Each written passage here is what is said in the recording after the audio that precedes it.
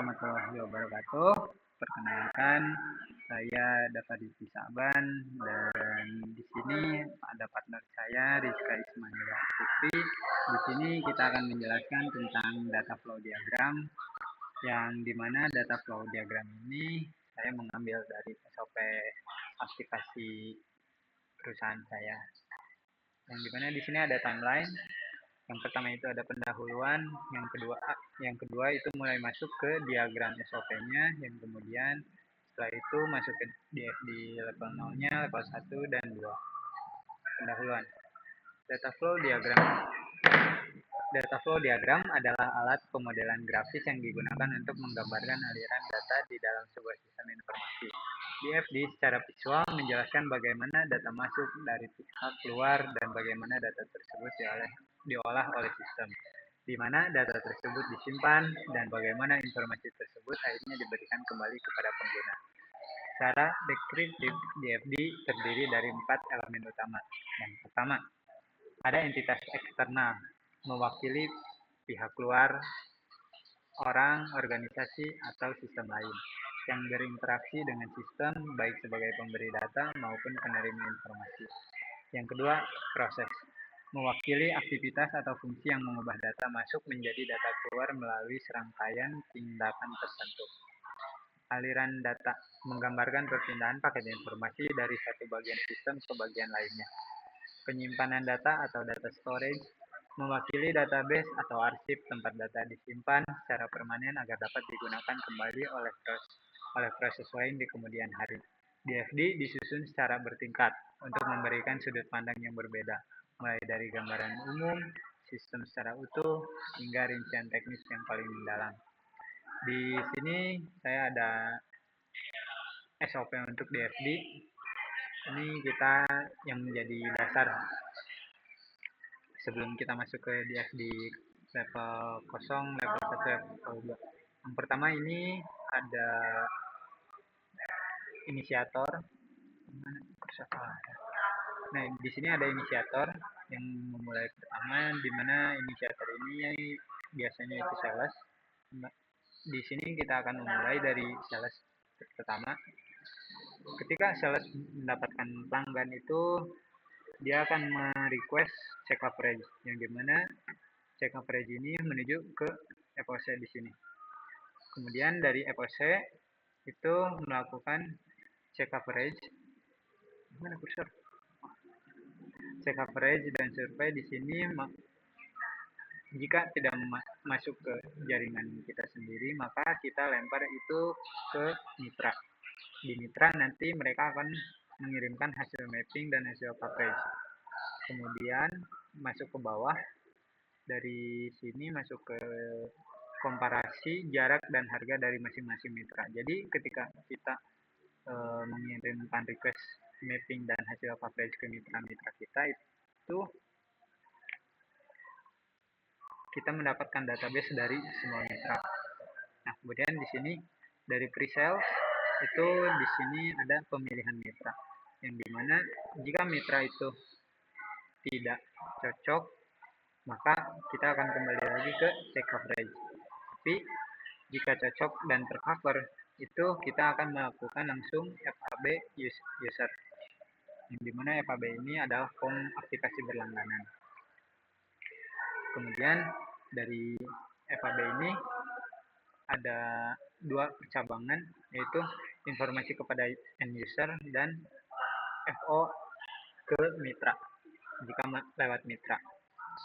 Nah, kemudian setelah diinfokan kepada end user, kita akan, ini untuk eksternal ya, ke user itu, tapi tahapan internal kita ada yang namanya FO ke mitra.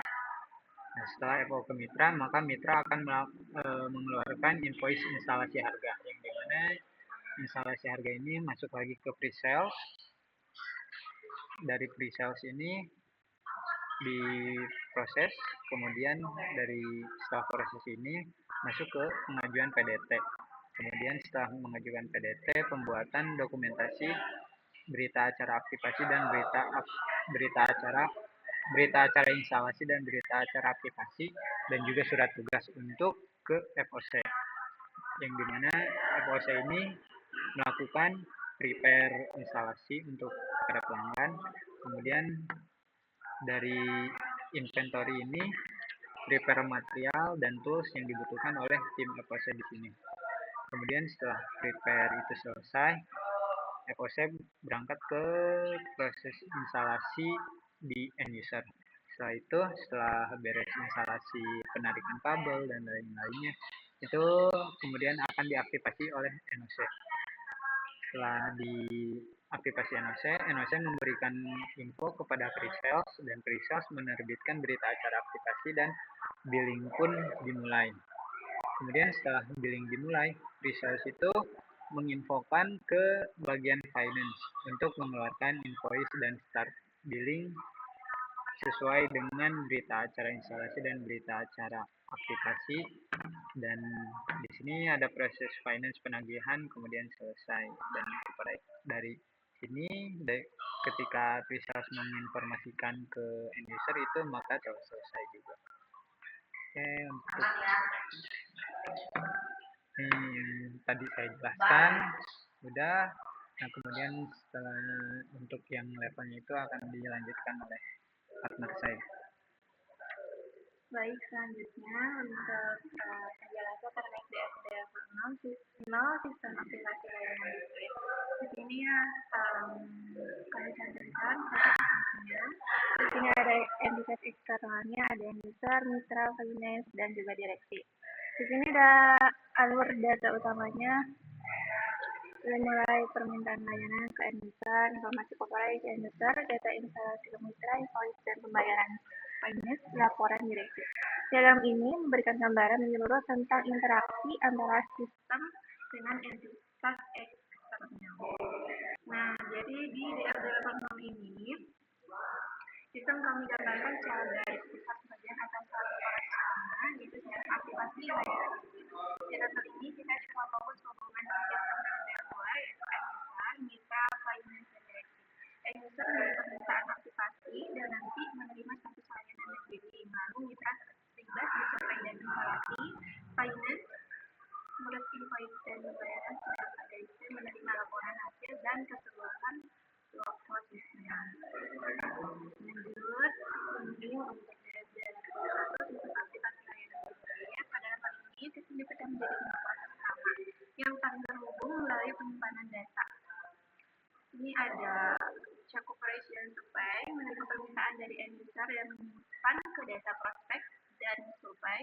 Proses ini melibatkan pengecekan teknikal sesuai SOP, lalu seleksi mitra di mana mengambil data dari hasil survei untuk memilih mitra yang paling sesuai dengan jarak dan harga.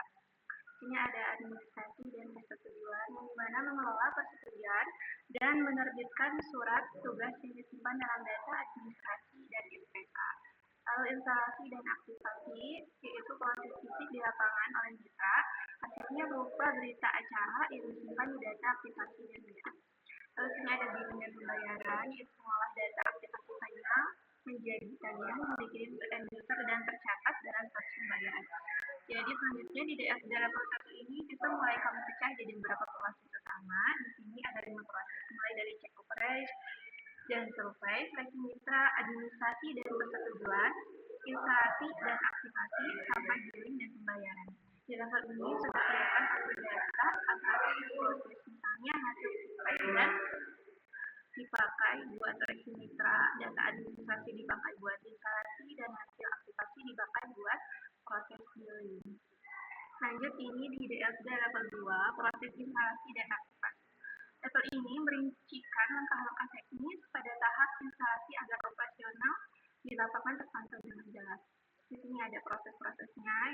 Yang pertama persiapan instalasi, persiapan material dan tools, instalasi end user, konfigurasi, aktivasi, berita acara, aktivasi. Di mana di sini penjadwalan instalasi, mengatur waktu pelaksanaan dan penjadwalan instalasi, persiapan material dan tools itu ya tim inventory, menyiapkan kebutuhan barang berdasarkan jadwal, data yang tercatat di logistik dan material.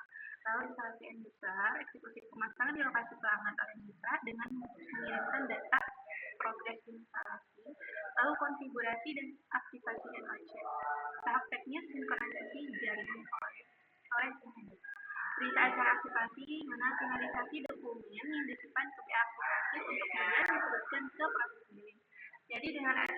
Jadi di DSD kedua ini kami fokus ke satu proses, yaitu proses instalasi dan aktivasi. Proses ini kami pecah lagi supaya lebih detail dan kelihatan alur datanya di lapangan, mulai dari penjadwalan instalasi, lalu persiapan material dan sehingga itu kemudian proses instalasi ke instalasi. Setelah dilakukan konfigurasi dan aktivasi oleh tim NOC, dan terakhir dibuat berita acara aktivasi. Data berita acara ini nantinya akan diteruskan ke proses building. Berikut untuk hubungan data soal dengan SOP-nya, di sini sudah dikelompokkan. Cukup sekian mungkin, dan untuk kesimpulannya, dengan adanya DSD ini alur data disimpan di sistem aktivasi layanan diskrit, jadi lebih jelas dan terstruktur. DSD ini juga membantu supaya SOP yang awalnya terbentuk, alur kerja bisa dipahami dan sisi sistem informasi. Dari sisi sistem informasi, sekian penjelasannya, dan dari kami terima kasih. Itu sekian dari kami. Assalamualaikum warahmatullahi wabarakatuh.